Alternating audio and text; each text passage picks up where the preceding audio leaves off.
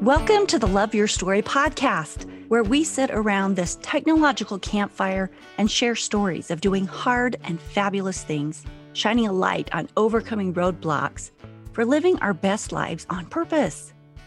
Today's guest, Kimber Cross, is an adaptive athlete from Tacoma, Washington. She was born without fingers on her right hand, but Kimber did not let this slow her down. From the time she was young, her athletic spirit always found a way. Today, Kimber is an avid alpinist who climbs routes up the volcanoes of the Northwest, as well as peaks of the Cascades. And in the past 3 years, she's been focused on ice climbing using a custom prosthetic that Petzl worked with her to build, I believe. It's an ice tool that she's made for her hand. So stay tuned for her story of what it was like growing up without fingers on her right hand and how she's adapted and excelled and what she's learned from the journey. Stories are our lives in language. Welcome to the Love Your Story podcast. I'm Lori Lee, and I'm excited for our future together of telling stories, evaluating our own stories, and lifting ourselves and others to greater places because of our control over our stories.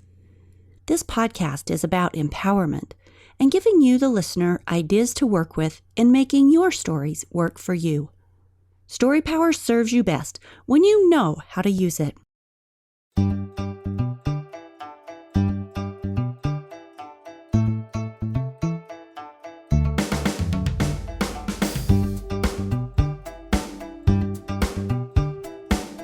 The definition of adaptability is being able to adjust oneself readily to different conditions. Well, Kimber, I want to welcome you to the Love Your Story podcast so we can talk about your incredible ability to adapt. Thank you so much for having me. Absolutely. Let's start with your story like we always do. Will you take us back to your childhood? What was it like growing up without fingers on your right hand? Like, when did you notice that your hand was different from, say, your parents? Yeah, well, I've asked my parents, in the past, what was it like? And they're like, you were a very, very independent child straight out of the womb. So kind of taking off and running. And they said to you, we would watch you try to pick up things, open doors, pull at things. And they're like, you used your right hand or, your stump as if there was nothing wrong. You didn't take notice to it. Just everything you did, you kept doing until you figured out a way to pick something up or to hold something. I would maybe pick up a stuffed animal and I wouldn't be able to hold it with fingers, but I would hold it with the palm of my right hand against my chest. I guess if you never have fingers, that you just automatically, like from the beginning, you just figure out you work without them. Exactly. It's this unconscious modifying. And so my parents saw me do that continuously, and they wanted to make sure that they didn't point it out too early, or they didn't want to coddle me, or are you sure you can do this? They just wanted to see me grow and adapt to my normal. Awesome. They sound like great parents. Are you right-handed or ambidextrous? That's a good question. I definitely think I'm left-handed. Obviously, having all 5 fingers on the left hand, that's kind of my go-to. But growing up in sports, my dominant leg of kicking is my right leg. And, when I was, swinging the baseball bat for fast pitch, I can swing either way and it feels comfortable. So that's a good question. I don't fully know, but I absolutely use my left hand for writing, such as that. Well, and that's pretty cool. To be able to use and develop and go in both directions is kind of neat. Yeah, for sure. What was it like in elementary school and junior high? Did you find the kids to be accepting, or was the difference alienating? I think I got really lucky.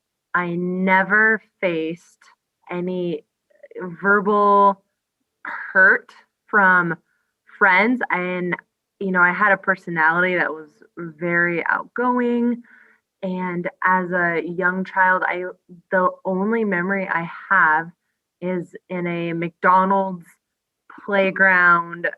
A kid saw it, looked at it, turned around and ran the other way. And I was like, that's weird. Why did he do that? And I still have that memory like, oh, I think he was scared of my hand. Mm. But the rest of my career, I was so heavily involved in sports. And I think it was so normal for me at a young age. And other kids just kind Went of with it. went with it. Yeah. It wasn't until junior high, high school, you get that perception of, oh, I like boys. Boys are cute now. And do they like me? I definitely walked with a huge insecurity in that realm of, oh my gosh, I'm not, quote unquote perfect. I don't have a quote unquote normal body. So all of those insecurities you go through as a teenager were there, but a lot of it was really internalized and internal pressure on myself, and thankfully not outwardly expressed by those around me. Junior high is such a cruel place for most people anyway, that when you come in with any kind of disability, you're almost like a target. Yeah, absolutely. So I look at the community that I was involved in with the athletics, and I really am thankful and just even, proud of those friends that walked with me through that season of life. I'm like, that's not normal. What we see in media, what we hear in stories is, just a lot of hurt. Mm. And I'm thankful that I had friends that just cared and supported me. I love that. That makes me so happy. Good for you. Yay. There's good in the world. There it is. So how young were you when you started in sports? I remember starting baseball probably around first grade. I got really into basketball in junior high, and I actually spent 9 years as a fast pitch pitcher and had a coach that would come up from Texas every other weekend for practice. So that was my first time actually having to modify a piece of equipment for a sport. So my wrist is a little bit smaller, or I just don't have, fingers to necessarily grip the inside of a mitt. And so there was extra padding, and there's a sewed strap that I can make that opening tighter on my wrist so it wouldn't fall off when I was performing movement during pitching. But How did you grip a bat? The way that it's shaped, I really use my wrist. If you kind of look at your wrist, there's that little crease or kind of bump before your palm starts. Mm-hmm. That is really what I would use from a young age to hold on to a bat or poles. Mm. When I do pull-ups, I had a few years ago at a gym, I had the record for the most pull-ups consecutively, 31 in a row for women. Seriously? Dang. Yeah. And it's just your wrist is very strong. Yeah. So the wrist is what I would use to hold, to balance, or if I was doing bench press in the weight room, kind of the upper portion of my hand, I have a little growth of my thumb and where my pinky would be. But, since I'm a kindergarten teacher, I tell them, oh, doesn't it kind of look like the shape of a cat's face? And so that area up above would hold a bar, and I was able to do bench presses and whatnot. Wow. So I just learned, okay, how does this hand and the shape of it and the strength, where are the strengths, where are the weaknesses, and how do I do what I want to do? So what was the hardest part of this then? It doesn't sound like any of it has been very hard for you, which of course is, I'm sure, not accurate at all, but it sounds like you just naturally adapted. Yeah, a lot of it was the mental. I mean, I grew up with this kind of mentality on the one hand of figure out a way and do it. And also this, I hate that I have one hand. It's something I'm ashamed of. I'm embarrassed about. I have to hide it. People will stare. And so, I walked around school hiding it behind a binder or in pockets, or I would go through a store go outside on a walk. And I don't have any memory of junior high, high school, my early 20s, going into college where I could freely walk down the sidewalk with both my hands at my side. So that's where the challenge lied for me for, over 2 decades, is wanting to just have no one know, which is almost an oxymoron because everyone knew because I was on the varsity sports that, it's just this internalized self-hatred, honestly. And it took a long time to work through that and break through that and be open about my hand. I think probably all of the biggest battles that we all fight in a lot of different arenas, but I think they're always mental. Yeah.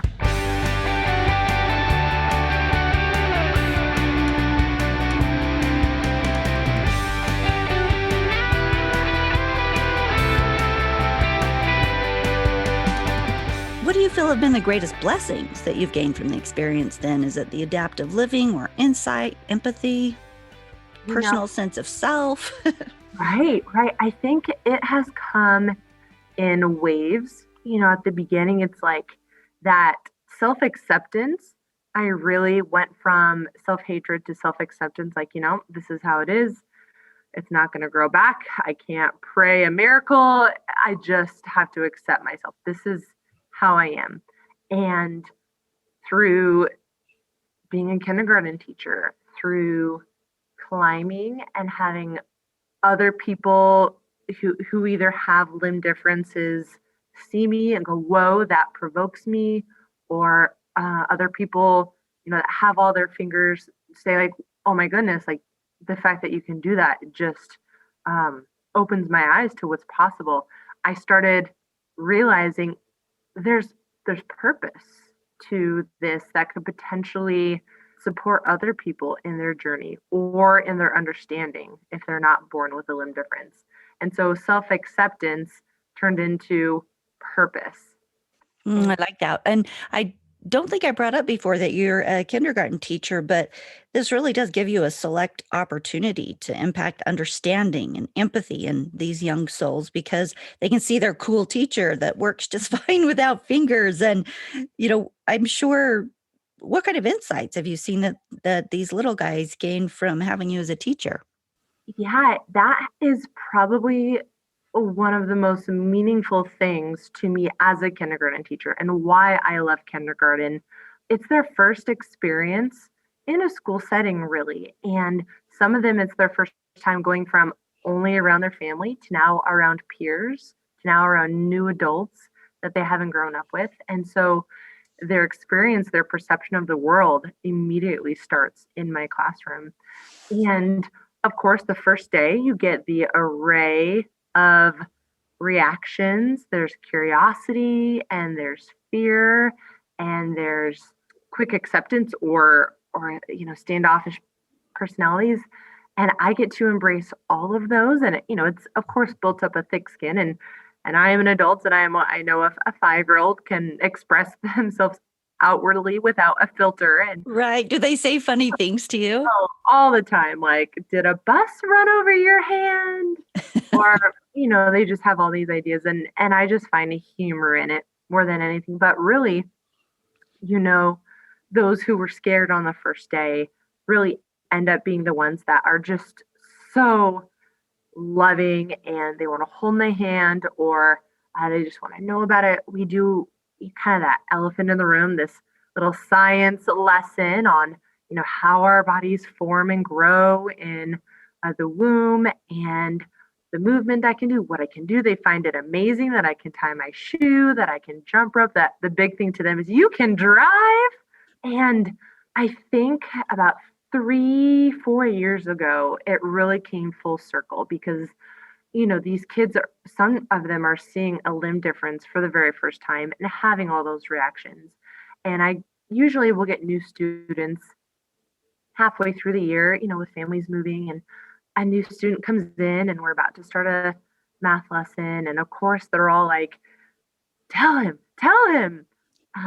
They want the kid to know our teacher has one hand and she's so cool. And so I'm doing a little science lesson. Oh, it looks like a little kitty face and I can move my hand. It feels like a hand. And suddenly he pops his hand up in the air. And it turns out he was born without the full length of one of his pointer fingers. And Oh, just to see all the other kids look at him and go, "Whoa, so cool, you're just like our teacher." And that instant acceptance, because they had gotten through all their fears or their misunderstandings with me, and then they had the background knowledge for the schema of, oh, a limb difference is normal. They treated this kid so normal and accepted him, holding his hand, not fearful, not like, oh, that's weird. And that to me was like, oh my goodness, purpose. that Like, is so lovely. yeah, Yes. yeah, And for that child too, because who knows what his little heart was thinking and worried about going in with to school with something like that and not knowing what other kids would say. And then to have it go down like that, that's really cool. absolutely. Because it isn't, a guaranteed great experience for people with limb differences or any, special needs or difference. It really is different in each case. And so for him to have his, first moments in my classroom be something that is positive, and Mhm. he graduated fifth grade last year, and just watching him every year become this confident, happy, joyful kid that wasn't held back, by perceptions of others. Like it gives me purpose too. It's so much more than teaching. It's really, humaning and life skills relating to the heart, acceptance and empathy and love and respect. I love that.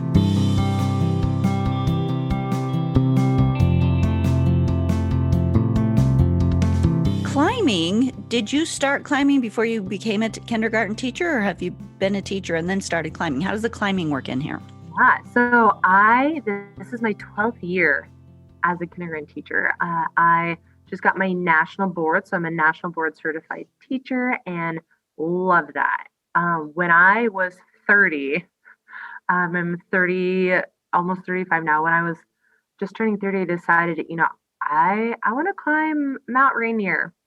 That sounds fun. I like backpacking, but climbing just sounds like a fun thing to do. I'm a single woman. I don't have kids.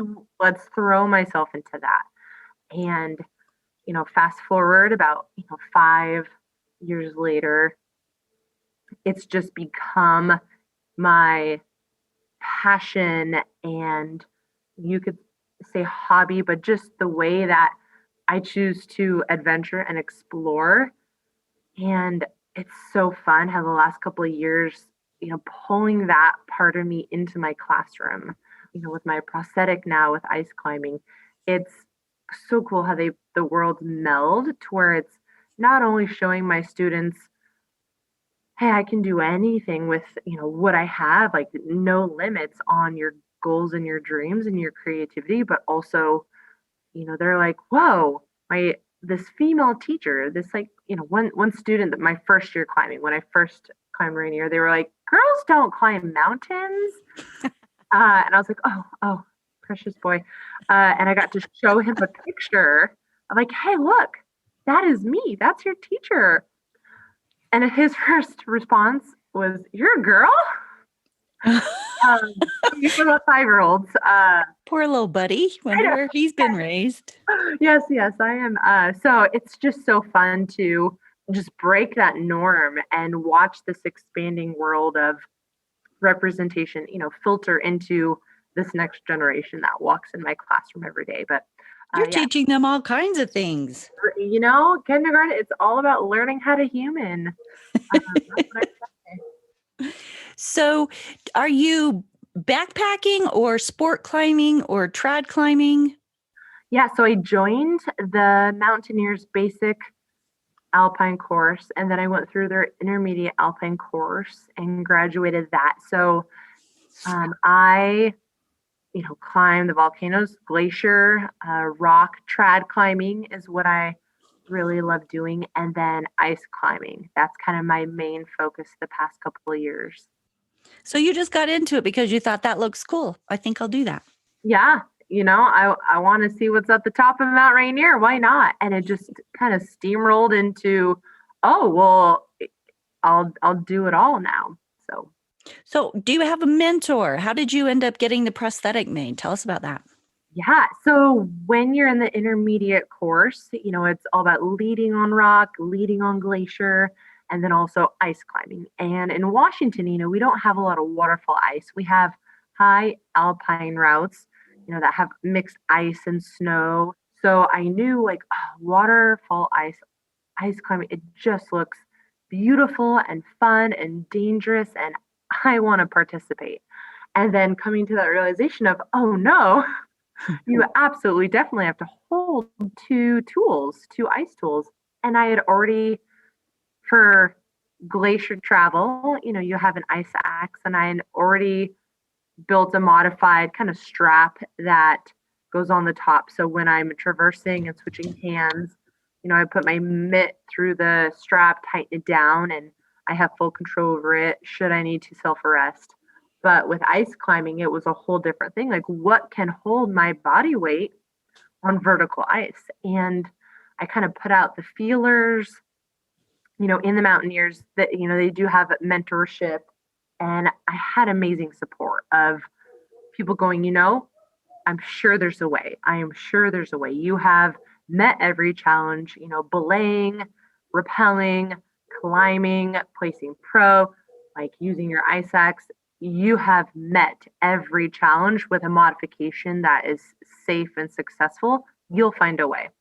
And one of my mentors, Scott Sichel, he, is a Ranger Army veteran, just a leader in the Mountaineers organization, really saw me on day one and was like, hey, listen, you're capable and there's going to be no excuse. Like, you are fully accepted, which was huge for me because Yeah, that's nice to hear right out of the gate, huh? right out of the gate to be like, hey, you are different in this sense, but it does not mean you are not a safe climber and your partners will not trust you. And just that gave me full confidence of oh yeah. Like, you care about being belayed safely. You care about your partner rappelling safely. Like, I want to, commit to those things.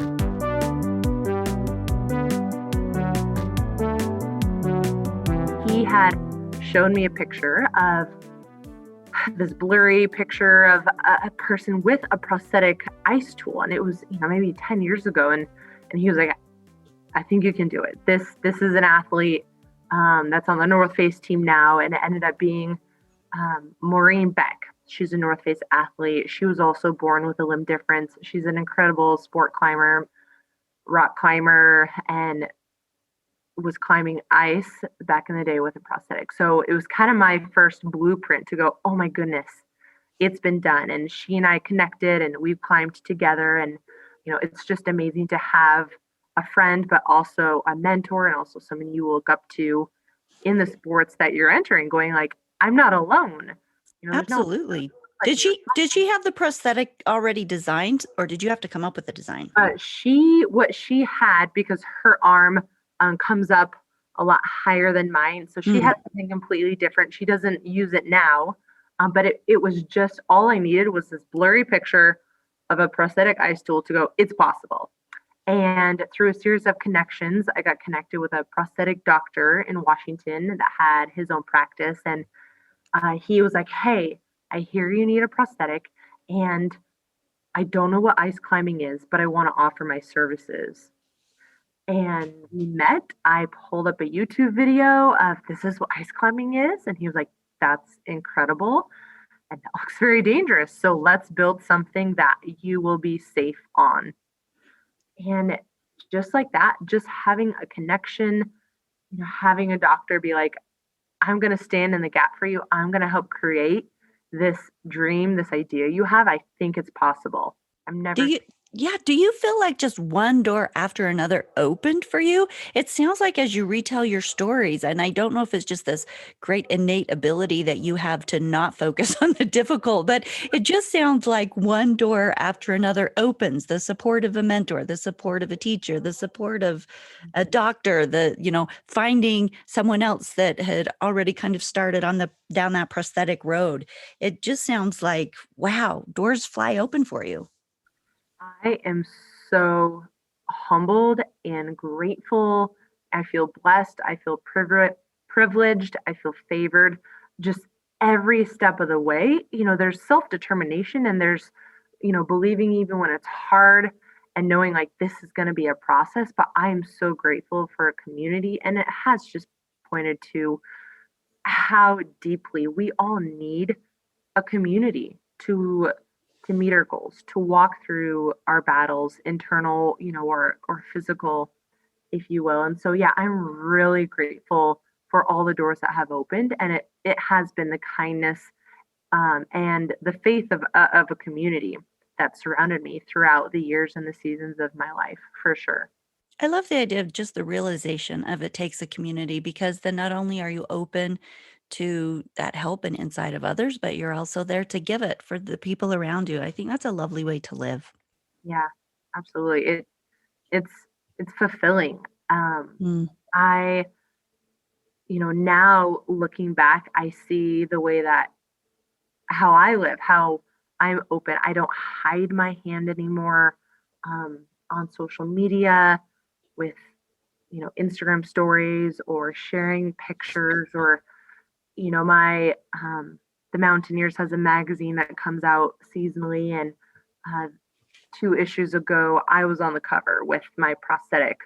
And it's like, well, I'm not hiding anymore. I have nothing to hide. And the fact that it influences others in such a positive way, giving them hope. I've gotten messages from mothers saying, I know you don't know who I am, but like, here's a picture of my child. And, it's children in cribs with limb differences, missing Mm. hands, or, their child had a stroke and lost the function of their hand for a while. And they're like, you give me hope because, you know, my child can do things that look outstanding in their future. Nothing can hold them back just because you haven't let anything hold you back. Or people who have had accidents or needed amputations, have watched my climbing film that came out earlier this year.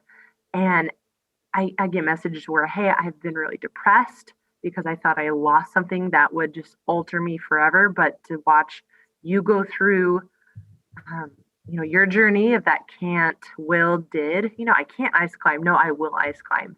Yes, I did ice climb. They're like, that changes my perspective entirely. And so I feel like, wow, it's full circle. When we own our story, when we walk in our story, the ripple effect into other people's lives and other generations, like that's the purpose. That's the point. Yes, and you know what? Not to overstate the point of this podcast, but it's called Love Your Story for that very reason. When you can do the work you need to do to accept and love your story, you really step into your power and what you came to do. Absolutely. And stepping into that, my only regret is I waited till I was 30 to do it, and the years of hiding myself, I really, when I talk to people now, when I talk to young kids now that have limb differences or just are young and impressionable, saying like, it is so important that you walk in your true self because we all have a difference to make with loving ourselves. It changes other people.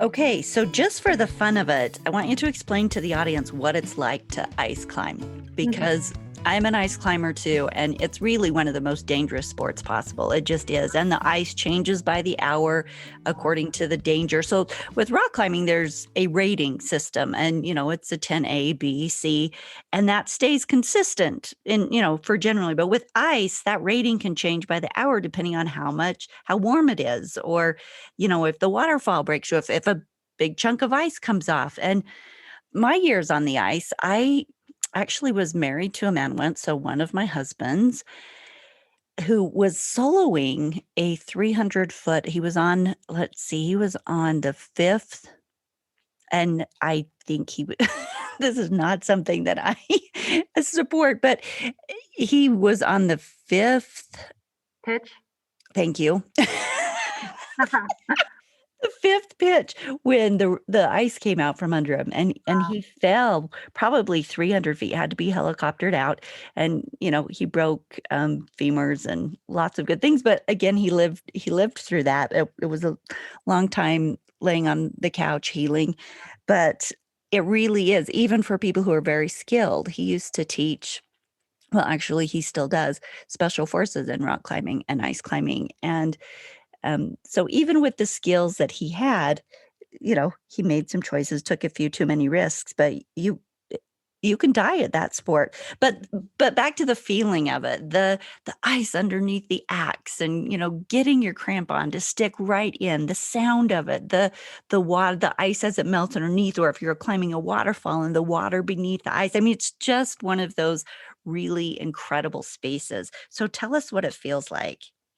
Yeah, it is surreal. And I think, out of all the, alpine sports, I latched onto ice climbing because wow, I could do it and use all my limbs, and that risk of, there's sharp objects attached to me, and the number one rule in ice climbing is don't fall.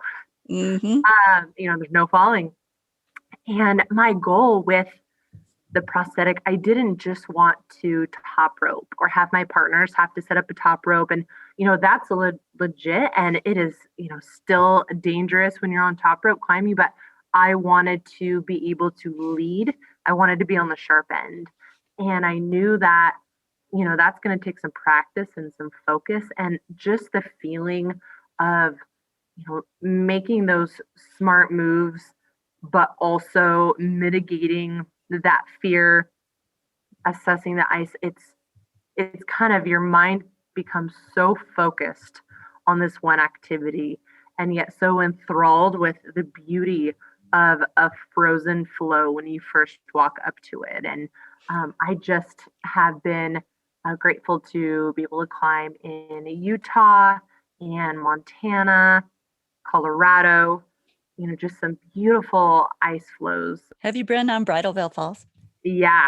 Mm-hmm. That's Yeah. something else, isn't it? It is something else. And the last two ice seasons, I've gone to Highlight Canyon multiple times, and just I love, love, love just pushing myself, practicing, getting the laps in, warming up on top rope to where, like, I can see myself progressing in this sport in confidence and in skill, not trying to rush it and go, I want to climb water ice 4, water ice 5, lead it. Like, know that this is a commitment, and this is a commitment in practicing and getting repetitions in, because I want to be safe and I want to have fun, and it's just so much fun. And Have you ever had a fall? I thankfully have not had a fall on lead. Falls that I've had have only been in dry tooling, which dry tooling is, you're kind of at a crag and it's rocks, and you have a special pick on your tool. And so it's just getting you to practice for mixed climbing when you're climbing an ice route and there's some ice, but then there's also some rock. And so learning that technique. And funny enough, usually, you tools in the ice, you can remove your hand from it. Well, with my prosthetic, once that tool's in, my arm is attached to it. And so the silver lining is I can place a screw and kind of just hang on my joint all day. I don't pump out on my right arm. And so a lot of my partners are like, oh man, that's not fair. Like, you can just hang there forever. And I was like, but don't forget the fact that I have to use a prosthetic. You have two hands, my friend. Yeah. So it's just, yeah, I just love the challenge that it brings. And thankfully I haven't had any falls, and, risk, there's inherent risk in ice climbing, as in, everything we do daily. And so it's just making really, smart assessments, and having partners that I trust. That's a big deal. What's your favorite climb you've done? My favorite climb. And that can include, doesn't have to be ice. It can include one of your mountaineering endeavors. Yeah. This past July, I was able to do a climb with some friends of mine in the Mountaineers, and they're amazing, skilled friends that, I trust on difficult routes. we climbed the Couts route up Rainier.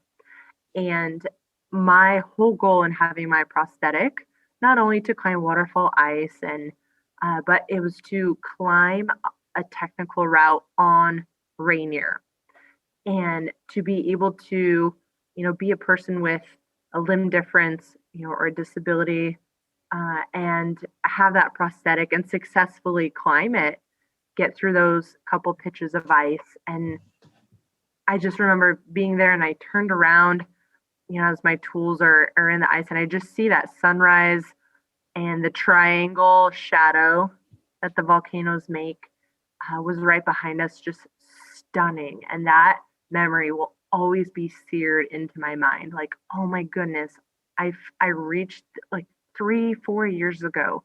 This was a dream, just a dream. Like, I don't know if that would ever happen, if I could ever, be able to do something like that with, how much I would need to be able to climb ice or a steep ice route on Rainier. So I think that has been the most meaningful full circle kind of experience with this whole prosthetic and alpinism. Love that. Oh, and it sounds beautiful. Oh, There are moments when I'm out in nature and it's just fantastic. And I'm like, stop, emblazon this on my mind so that when I'm in a space, when I need one of those really beautiful places, I can come back here. exactly.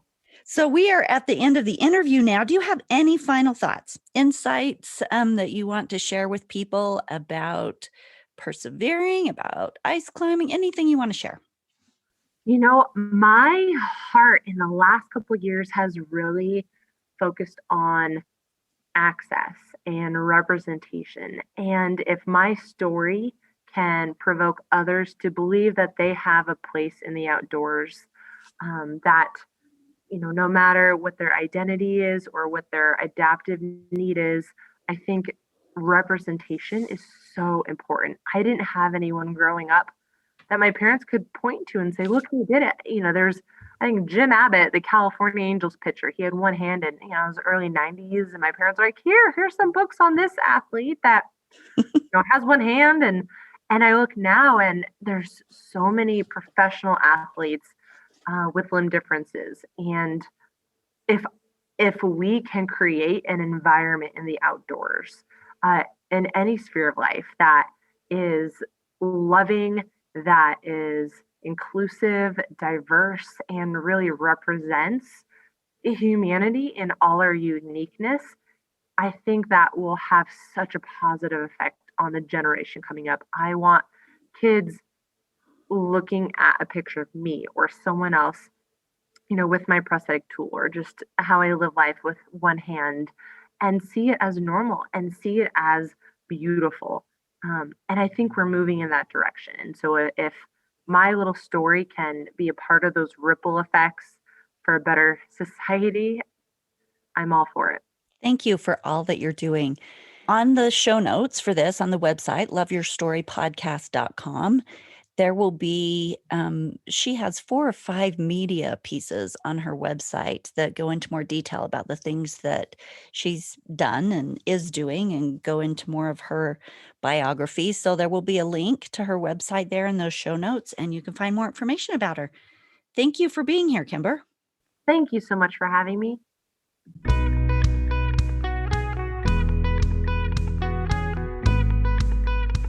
We all have obstacles in our individual lives, but we also have community to help us overcome these.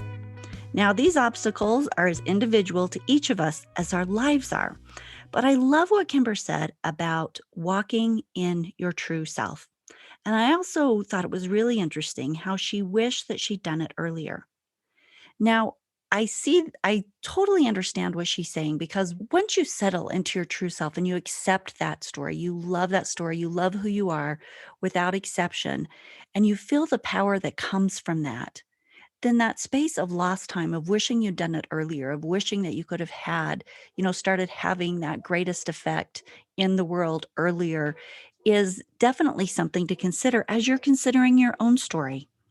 Now, some of the obstacles in our lives are going to be more obvious to others, like not having a hand, while other obstacles may be something else. deep grief, loss, hidden abuse, depression, anxiety, any of the other things that we deal with.